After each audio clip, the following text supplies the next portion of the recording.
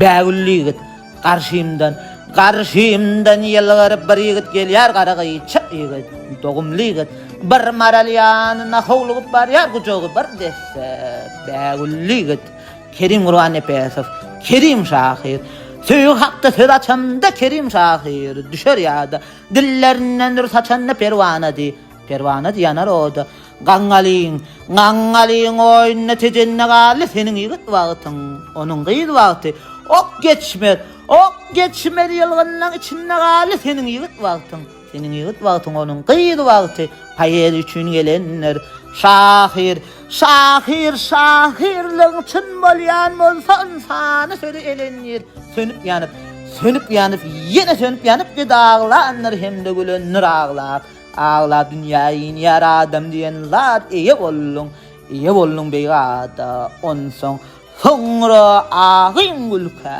garşan gerek aşk ýoluna goýdyň adam nirelerde ýörseň ilkinji söýgü diýmediň men beýgadam gumdan owar gelli ey aşkyň ogly görenne ýakyn ýadam aho ýigit bu nä boluş diýlenler çıksada altın biri hem dağların bir şahad altınarı ereder dağın garlaryn kellesine akton geyip garrygalan enarlaryň garrygala mihman barsak wasbedip noş kıllyp ada gujogyny geren dağlar öwüt nesihatler diýdiň her taraşa tarap ýur ilgünüň gamyny diýdiň döwür şeýle bilenin halkayaydın Hıtaylıdır asliyeti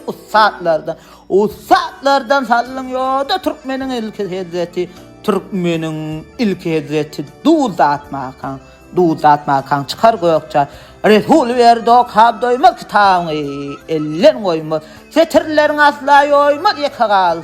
yeka kalsam yetişrada Ceyhun bilen baklı kadar arası çölüsünden özer yel Türkmeni Hezreti Maltımlı Prağı'nın Türkmenin goşkesi esasını Kerim Gurban Epesowyň Türkmenin diyen goşkesini size okap bereyim. Türkmenin Ceyhun bilen Bakry kadar arası suwusynyň öwser yel Türkmenin Kara dağdan gaýdyp mele derýasy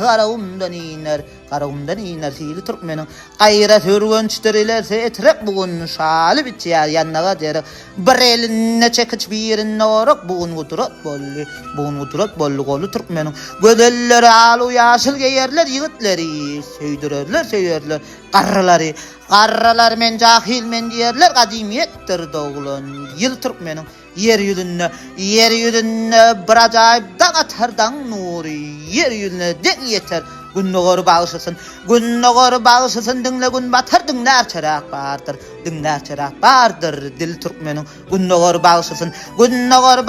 dinle gün batar dinler çarak bardır dil Türkmenin